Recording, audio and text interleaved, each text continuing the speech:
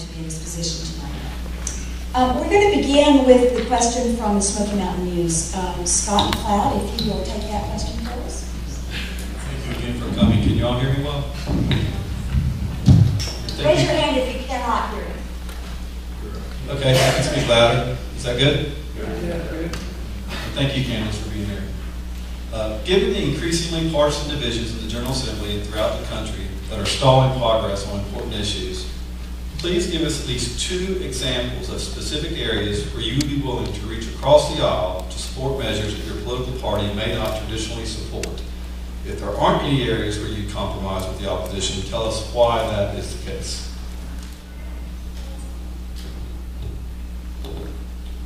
Thank you. I'm Mike Clampitt, and my comment with that is 2 areas. Is the health care, Medicaid in North Carolina. That's an extreme cost we have. It's only second to the education budget. There's other models available out there that we can adapt and use in North Carolina.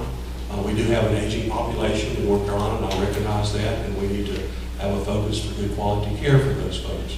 And so reaching across the aisle and a compromise with some of the costs and cost factors with that, I think would be very important and very beneficial to all the citizens of North Carolina.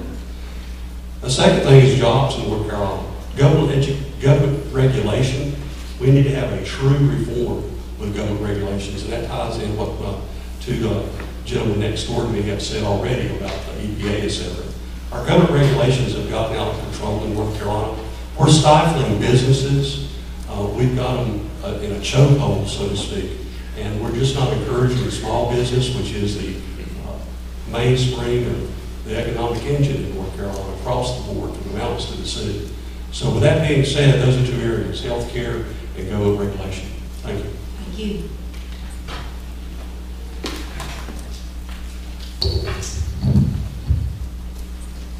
I think we'll come next, is that correct? Yes. Okay. A couple areas I think that there's plenty of room for bipartisan compromise and support is tax reform. We need to have lower rates and broader bases and fair tax policy. It takes both parties to work on tax policy. If one wants to blame the other for everything that's proposed as reform, no reform moves forward. I can give you a few examples that would be common sense tax reform. Each one of us in this room right now are subsidizing cigarettes at 50 cents a pack at the state legislature. We could add 50 cents a pack to the tax and save $500 million for education. That's pretty common sense to me.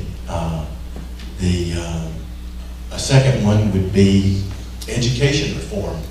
Education is an absolute essential, and we need to keep our commitment in North Carolina. But North Carolina has a history of innovating in education. We were the first state to have state universities, the first state to have community college systems, the first state to have early childhood. There's lots of other good ideas in education from both sides of the aisle. Education is a changing phenomenon, and there's lots of ways to improve it.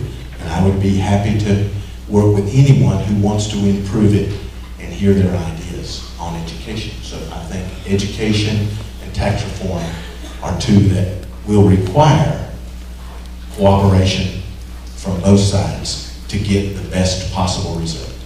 Thank you. Thank you. We skipped.